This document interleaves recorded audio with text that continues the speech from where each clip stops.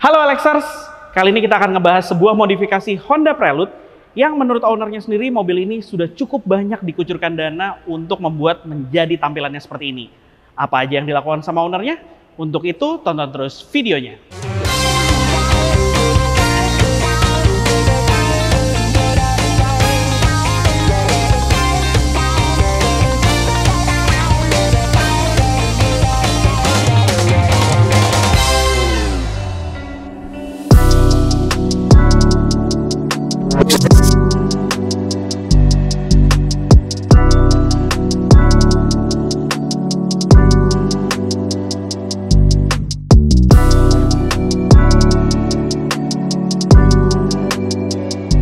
Nah, sekarang kita udah langsung sama ownernya untuk ngebahas soal Honda Prelude-nya ini. Halo Mas Saska, apa kabar? Baik, Mas Rifki. Terima kasih Mas Saska udah mau datang nih ke studio nih untuk kita bongkar-bongkar cari tahu tentang modifikasi Honda Prelude-nya. Tapi sebelumnya Mas Saska boleh ceritain dulu nggak basically ini Honda Prelude tipe apa, tahun berapa, sasis apa gitu? Ini Honda Prelude tahun 93. Tahun 93. Tipenya yang S, kayaknya base model awalnya. Sasisnya tipenya BB4, jadi dia generasi keempat. Oke, gitu. Prelude generasi keempat ya. Oke. Gitu. Nah, ngelihat dari kondisinya sendiri ini sebenarnya untuk tahun 93 kan masih oke banget nih Mas Saska. Ya. Eksteriornya, kita mulai dari eksteriornya dulu. Apa aja yang sama Mas Saska lakukan sama mobil ini? Kalau eksterior sih lumayan banyak sih. Kayak bumper itu kan tadinya botak tuh kalau base model. Oh, nggak ada add-on body kitnya kayak gini ya? Ini add-onnya pakai Jun. Oke. Pakai Jun, terus side skirtnya custom tapi based on Value Sport tipenya. Oke. Belakangnya juga add-onnya Value Sport. Terus, oh, jadi nyambung secara desain? Ya, secara desain nyambung. Sama wingnya pakai punya DC5 sebenarnya. Oh, yang Type R. Gitu. Type R-nya DC5-nya ya. Tapi memang plug and play untuk mobil ini kan sebenarnya? Kebetulan lebarnya sama sih, kalau plug and play enggak lah. Dia gitu. kebetulan ada lebarnya sama. Kustomisasi ada lah. Penyesuaian dikit lah. Penyesuaiannya. Oke. Dari body kitnya sendiri, sebenarnya pemilihannya kenapa menggunakan body kit ini? Kalau body kit, soalnya yang paling kelihatan menarik dan proper ini sih sebenarnya si Jun ini, dan penyedia buat si Prelude ini pilihannya nggak terlalu banyak. Memang nggak terlalu banyak. Spoon gitu nggak ada dia. Oke. Gitu. Dan di bagian sampingnya pemilihannya ini masih kelihatan masih masuk ya secara desain sama depan ya. Soalnya si Jun ini dia cuma bikin depan doang. Oh. Sampingnya tuh nggak ada. Jadi ini pakai dari merek yang lain gitu. Customnya merek lain lah gitu. Aslinya dia nggak ada pasangannya di sampingnya, tapi ketimbang gantung gitu ya. Betul. Akhirnya dipasang dengan merek lain nih ya. Iya, betul. Oke. Ini nyetak sendiri atau kebetulan dapat atau gimana Mas? Kalau ini kebetulan dapat dari Jepang si add-onnya ini. Oh, add-onnya itu dapat dari Jepang ya. Bukannya, tapi gimana prosesnya bisa dapat? Kan Mas Saska tadi sebelum kita syuting nih, Mas Saska cerita bahwa Prelude ini adalah pilihan yang unik di Honda karena yang sebenarnya partnya sendiri untuk body part itu susah banget didapat. Kurang populer gitu kan dia kalau dibanding dengan Civic dan Integra. Kalau untuk ini nyarinya lumayan setahun 2 tahun lah. Jadi buka browsing segala macem gitu bukanya. Dan pemasangan sih gampang ya karena add-on memang pemasangan ya tinggal menyesuaikan aja sih nut-nutnya gitu. Jadi memboyong semuanya ini, dan di bagian samping sama belakang? Yang samping sama belakang custom di sini sih, custom di bengkel. Based on tadi yang contohnya sudah ada. Karena gitu. Sampai sekarang belum ketemu yang jual. Sampai sekarang belum ada yang ketemu yang jual gitu. Oke. Habis berapa Mas untuk body kit sendiri? Body kit depan aja tuh pada saat itu tahun 2016 itu sampai sini 12-an kalau nggak salah. 12-an ya? Iya. Itu depan asli, sampingnya custom sama belakang? Samping custom itu sama belakang sekitar 5-6. 12 nih depan doang? Jarang, tapi tetap agak sombong ngasih harganya ya di Jepang ya. Walaupun yang tadi Mas Saska bilang, padahal kurang populer gitu, tapi tetap sombong sih harganya ya. Ya gitulah. Jadi gitu. Mas Saska sendiri mengeluhkan bahwa dia punya mobil ini lebih ke arah ya udah dia udah kejebur, udah terlanjur ya, jadi sekalian aja. Gitu. Oke, Mas, boleh jelasin lagi nggak untuk bagian eksterior wingnya sendiri tadi itu pakai DC5 dapat di mana dan berapa? Wingnya sih DC5 itu dia dapet di eBay, kalau nggak salah sih di eBay ya. Sekitar 3 sampai 5 sampai sini gitu. Oh, oke. Gitu. Menarik.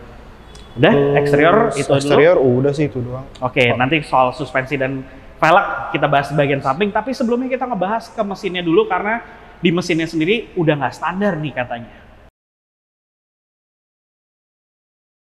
Oke, sekarang kita bahas soal mesinnya nih, karena kita tahu dong biasanya mobil-mobil Honda dengan kode Type R selalu punya ruang mesin dan cover klapnya warnanya merah. Ya, harus. Oke, Mas Saska, boleh ceritain nggak gimana sih ceritanya kondisi mesin nih?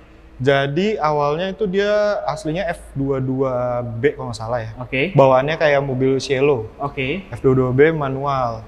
Terus karena pengen dipakai daily dan kalau tetap F20 kan kayaknya kurang tenaganya kurang kan. Waktu itu sempat beli H22 yang emang punyanya Prelude. Oke. Jadi beli Matic.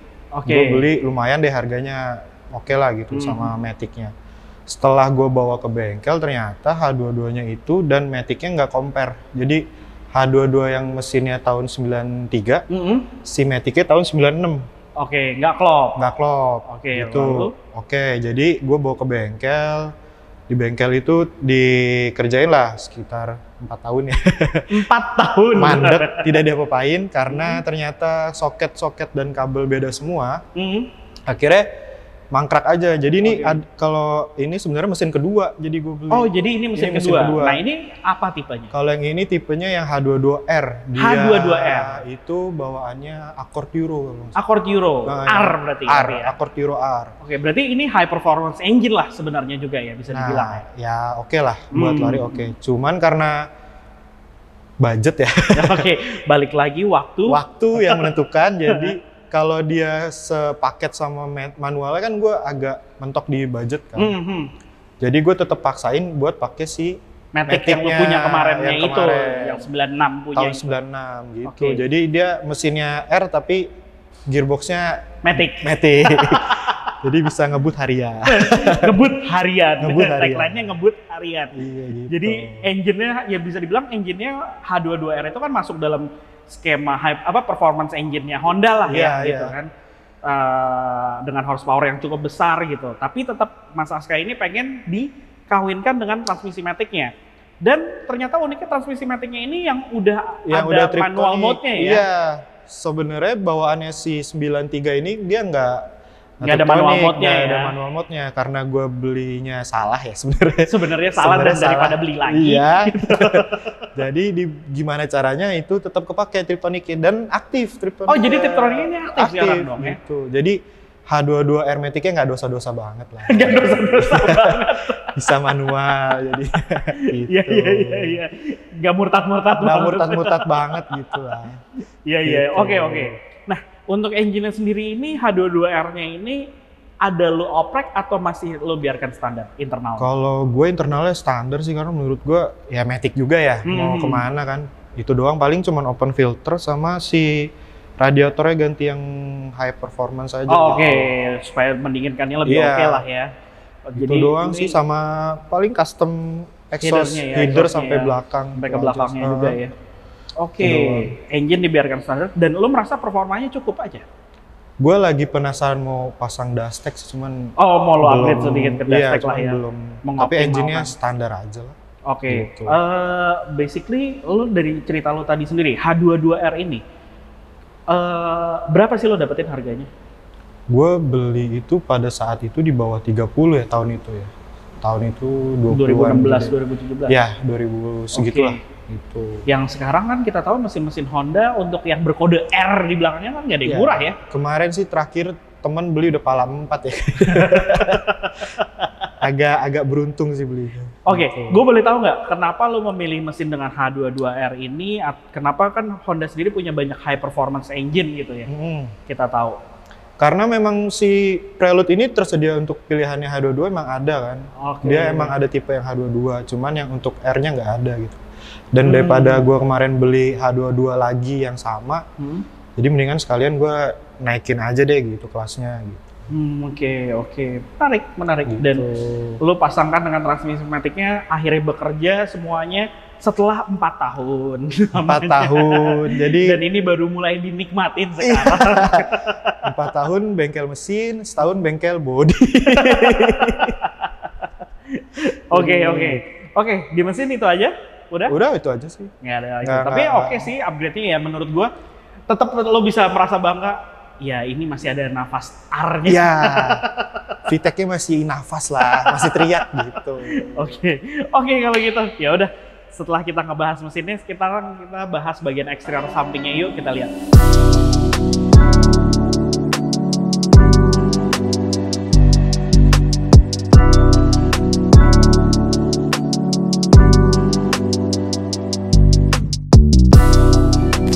Oke, sekarang kita ngebahas sisi sampingnya nih. Kalau di bagian samping tadi kan side skirt-nya sendiri udah dibahas sebenarnya.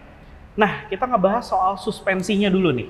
Ini kan perubahannya cukup signifikan ya Mas Aska ya. Nah, sebenarnya Honda Prelude generasi BB4 ini nih, lo nyari barang-barangnya gampang atau susah? Karena kan mengingat tadi lo jelasin bahwa bagian eksteriornya, body partnya, terus juga beberapa hal lain juga sulit kan didapat. Tapi kalau kaki-kakinya sendiri gimana sih? Kalau kaki-kaki untuk persamaan standarnya sih dia sama Accord Cielo gitu. Oh itu Dia sama persis. Oke. Beberapa ada yang sama. Cuman untuk aftermarket itu susah. Oh malah susah. Susah. Jadi brand yang menyediakan buat aftermarketnya itu nggak terlalu banyak gitu. Oke. Tapi kalau lo mau standar aja, no problem gitu.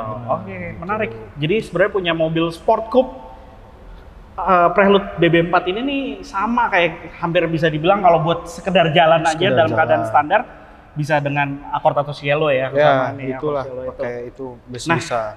Kalau lo sendiri, ini lo upgrade apa aja di suspensi? Kalau suspensi ini udah pakai coilover. Oh, pakai coilover ini ya. Coilover mereknya Next. Oke. Terus untuk velg pakai Wedge Sport TC05 dan BBK-nya Brembo 4 pot 350 kalau nggak salah. Oke. Nah, boleh ceritain dulu nggak? Untuk coilovernya sendiri, lo dapetin di mana? Coilover itu kebetulan gue punya temen dia kayak supplier barang-barang otomotif gitu kan. Jadi gue nanya, dia bilang ada cuma satu mereknya Next. Yang udah ketemu lah gitu ya. Ya udah deh nggak ada lagi gitu. Dan ternyata si Next itu dia manufacturernya dari si D2 sama K-Sport. Oh. Jadi dia K2 sama D2 sama K-Sport bikin di dia. Bareng sama di branding. Dia bikin sendiri gitu, punya brand sendiri. Gitu. Oke, menarik. Ini jadi lo dapat baru nih. Dapat baru. Berapa itu harganya? Waktu itu 15 kalau. Masih oke lah ya harganya ya sebenarnya. Dan surprisingly setelah mobil mati 5 tahun gitu ya di bengkel kemarin gue pakai masih empuk dan masih normal rasanya normal, ya, iya. Nggak ada bunyi-bunyi, nggak ada apa-apa gitu ya. Masih normal. Oke. Dari situ, lo kan ini berarti coilover langsung drop turun mobil nih jadi turun. Nah, lo kenapa memilih dengan velg ini? Awalnya gue pakai Evo Rega Master kan kemarin, cuman kayaknya gue lihat kok kayak kurang cocok sama tahun mobil kayak kurang match lah. Dan dari awal gue bangunin mobil emang bayangan gue velg ini sebenarnya gitu. Oh, dan akhirnya lo dapat dengan spek yang oke nih untuk ini. Iya, speknya lumayan oke lah gitu. Oke. Boleh tahu speknya gimana? Ini tanpa spacer semua ya depan belakang ya? Belakangnya ada sih. Belakang tipis. Buat nyamain aja sama depannya. Oke, speknya gimana? Ini speknya 917 9 rata. Oke. Offsetnya 3 setup ya? Iya, offsetnya 37. 37. Iya. Dia rata langsung di depan. Kalau belakangnya lo spacer berapa? Sekitar 4 deh. 4 cuma naik dikit lah ya, jadi 33-an gitu ya kurang lebih ya. Dengan spek bannya? Bannya 245 40 rata. Oke, menarik. Biar padet lah kelihatan meaty. Zaman sekarang lebih senangnya kan daging. Oke, dengan spek bannya itu apalagi pakai Neova lebih dapat lagi ya ngotaknya berarti ya di sini ya. Ya nggak pernah salah sih. Neova nggak pernah salah ya, ngesetnya lebih enak juga. Jepang. Iya. Halus kalau Mas Aska ini emang orangnya. Mas, boleh kasih tahu berapa harga velgnya sendiri? Velgnya itu di sekitar 28 lah. 28 ya.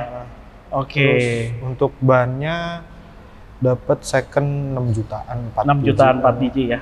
HD08R ya. HD08R betul. Oke, menarik. Terus remnya, nah remnya sendiri ini lo dapetin di mana dan gimana proses masangnya? Remnya itu dapat di Jaya Spring. Oke, yang kita tahu Jaya Spring adalah siapa? Midun. Karena bawaannya dispeknya udah kurang oke lah gitu. Jadi sekalian upgrade dapat di situ. Pasangnya juga custom semua di situ. Oke, tapi nggak ngerubah offsetnya kan jatuhnya tetap. Nah, itu yang gue tekanin dari si Midun, jangan sampai ini berubah, soalnya kalau berubah gue buyar. Gue puyeng. Gitu. Oke, jadi nggak ada dari dalamnya pun nggak ditambahin spacer atau apa-apa ya. Betul. Langsung bisa ngeplug dan akhirnya spek velg ini pun ketemunya manis di sini nih. Iya, betul. Dapat berapa harga remnya? Remnya ini kayaknya replika ya, sekitar 15-an. Oh, 15-an ya, bukan Brembo asli ya. Tapi lo merasa cukup kan? Tetap merasa aman di sini ya? Yang rem lah. Rem lah. Oke, ya udah. Ada lagi nggak yang di-upgrade di samping sini? Nggak ada sih, nggak banyak mas. Nggak banyak ya? Itu aja sih. Oke, ya udah. Kita pengen ngeliat ke interiornya sekarang. Boleh. Oke, kita lihat ke bagian interior.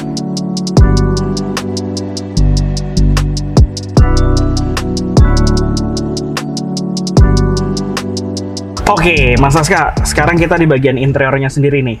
Mas Aska sendiri kan cerita bahwa pada saat ngedapetin mobil ini hampir kayak puzzle ya, nggak utuh gitu ya. Lumayan lah. Lumayan, dan itu kan effort banget ya ngumpulinnya barang-barangnya, karena Mas Aska sendiri sebenarnya pengen mobil ini dalam keadaan standar lah gitu ya, benar kan? Betul. Nah, apa aja sih yang dilakukan Mas di bagian interiornya sendiri? Karena awalnya gimana sih dapetnya mobil ini? Interior? Dia kan dapetnya itu bekas kontes ya. Jadi dalamnya itu udah full audio meter gitu. Jadi satu-satu dibalikin kayak ini adalah speaker. Oh ini tuh speaker ya Mas ya? Jadinya cover speaker yang tempat penempatan speaker ya dia aslinya ya. Tadinya apa memang di sini? Ini tadinya apa sih namanya, meter sama apa ya? Meter sama Twitter kalau nggak salah. Oh dijadiin satu. Jadi gede gitu. Oke, begitu juga di sini. Iya.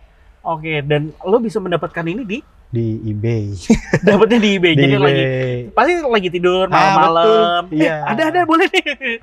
Karena nyarinya nggak gampang, tiba-tiba nongol udah kayak harta karun tiba-tiba nongol. Betul kayak gitu. Oke, terus meteran ini nih apa sih namanya nih? Climate controlnya. Lo aslinya gimana? Aslinya udah copot lah. Sebenarnya gue dapet yang digital juga. Oke. Cuman kemarin dipasang nggak bisa aktif. Jadi lagi nyari perintilannya gitu. Oke. Jadi tapi ini set kedua lagi. Ini set kedua. Karena yang aslinya pun udah berantakan. Udah berantakan, betul. Sama ini apa sih namanya nih? Door panelnya nih. Door panel buat jendela. Power window-nya. Buat power window udah pada pudar. Iya. Jadi tuh gue beli lagi. Dan ini juga dapat nggak sengaja? Ini kalau ini dapat di temen sih. Oh betul, teman bekas main Prelude. Dia sempat ngumpulin barang-barang, jadi gue tanya masih ada, jadi gue dapat lumayan lah gitu. Iseng-iseng berhadiah nanyanya ya berarti ya. Dia bareng sama si climate control dia. Oh dapat bareng sama climate controlnya. Terus jok masih kebetulan asli bawaannya atau gimana? Ini udah set kedua, yang aslinya bentuknya sama. Oke. Cuman udah patah gini lah, udah nggak bisa nahan. Terus udah robek-robek. Bisa dapet. Dan gue nggak sengaja, tadinya mau ganti ya Recaro lah standar ya. Cuman karena gue pikir bentuk aslinya lebih lucu kan, jadi gue ya udah beli yang. Dan ternyata rasanya juga kayak bucket seat ya di sini. Iya. Semi bucket gitu, agak meluk juga. Buat kita agak pas. Agak tarik nafas gitu. Oke. Dan kebetulan lo dapetnya bahannya yang sesuai nih ya. Iya, kebetulan emang aslinya pun yang pakai begini, tapi udah robek-robek gitu. Oke. Jadi yang lo standarin adalah lo dapet si panel-panel ini nih ya. Iya. Apalagi? Sama ini sebenarnya. Nah ini dia yang paling unik nih tadi ngebahas soal mesinnya. Karena ternyata shifter matic-nya kalau Prelude BB4 ini matic-nya matic gated biasa bukannya, matic lurus biasa bukan gated kayak gini kayak Honda tua yang di bawah tahun 2000 lah gitu. Lurus doang kan? Lurus doang, karena ini matic-nya tahun di atas dia sebenarnya yang gue bilang salah beli itu. 96 betul. Dan lo minta, ya udah pasang aja kalau bisa pasang gitu. Pasang. Dan ini sebenarnya si frame ini gue custom. Oh ini bikin? Ini bikin yang silver ini. Oh. Kalau nggak ada ini bolong dia, soalnya emang aslinya gede banget kan. Oke. Dan ini aktif jadinya ini Tiptroniknya ya. Tiptroniknya aktif. Keren. Gitu. Ini yang jadi paling modern sendiri ini di sini. Iya, gue rasa nggak ada lagi. Nggak ada yang salah beli lagi soalnya gue doang. Dan dipaksain masuk pokoknya. Gitu. Oke, menarik banget. Nah, lu sendiri ngedapetin beberapa barang-barang ini harganya aneh-aneh atau sebenarnya masih logik? Kalau kayak cover ini logik sih, cover speaker itu gue dapet 400.000 di eBay gitu. Masih oke. Dan termasuk switch-nya ya? Dan termasuk, enggak, switch-nya enggak. Oh enggak? Switch-nya 2 juta. Switch-nya 2 juta? Serius Kak? Iya. Buset. Second lagi, males kan. Yang pegang mengerti barang berarti. Iya, daripada nggak ada. Daripada nggak ada, bolong doang. Bolong iya gitu. Oke, terus apa lagi? Sama kalau si climate control sama Tombol power window itu gue dapet murah 1,5. Oke. Sama ini, ya ini 2 set lumayan lah. Iya, betul. Sama sebenarnya masih window spoiler. Gue 1,5 tuh window spoiler. Oh, murah dong jadinya, iya, enak murah. dong. Udah kayak bersihin garasi itu. Iya betul, orangnya udah ya udahlah gitu. Oke. Joknya? Joknya 10 juta. Joknya 10 juta masih? Iya. Wow, tapi emang sebenarnya joknya emang karena rasanya kayak sport seat gitu, emang bisa kepake di mobil mana aja sih ya kali ya. Iya. Makanya masih ada harganya kemarin banget. sih gue lihat masih kenceng lah ini. Iya sih. Busanya masih oke tahun banget. segini. Oke. Gitu. Update apa lagi di sini? Setir nih. Setir ini dari kawan kita Sarjana Jujur ya. Oh, Mas Diwan. Iya betul. Iya. Tapi emang jadi lebih enak sih sebenarnya nyetirnya ya. Iya. Posisinya lebih ngedekat. Kalau yang itu dia flat jauh flat ya. banget gitu dan bentuknya bulky banget ya, gendut kan. Oke. Jadi pakai ini. Gitu. Ya sedikit supaya setema sama eksterior lah ya. Ya betul, jadi racingan. Racingan. Gitu. Begitu juga ya ini juga walaupun Matic pengen ada sentuhan racingan. Enggak, ini sih belum sempat beli kan. Ini gue agak malu sih kalau yang ini nih. Ya udah kalau gitu karena malu gak usah dibahas ya ininya ya. Mau distandarin. Ya udah. Oke, itu aja. Itu aja sih. Oke, hal yang menarik yang dilakukan oleh Mas Aska untuk berusaha membuat mobil ini kembali menjadi layak. Jadi mobil dan bisa dijual lagi nanti. Layak pakai dan layak jual. Oke, ya udah Mas Aska, thank you udah mau review. Kita sekarang balik keluar ya. Siap. Nah, jadi itulah Lexars hasil modifikasi terhadap Honda Prelude BB4 tahun 93 yang dilakukan oleh Mas Aska. Mas Aska, thank you udah mau datang ke sini ya. Sama-sama. Udah mau di-review. Thank you. Dan mungkin modifikasinya Mas Aska ini bisa dijadikan inspirasi bagi Anda yang sudah memiliki Honda Prelude seperti ini, atau mungkin menjadi inspirasi Anda pengen melakukan modifikasi yang mirip-mirip dengan mobil ini. Atau mungkin juga kalau berminat dengan mobil ini, langsung hubungin aja ke Mas Aska. Karena kebetulan mobil ini katanya mau dijual. Benar Mas? Betul. Oke, thank you Lexars telah menonton video ini. Dadah.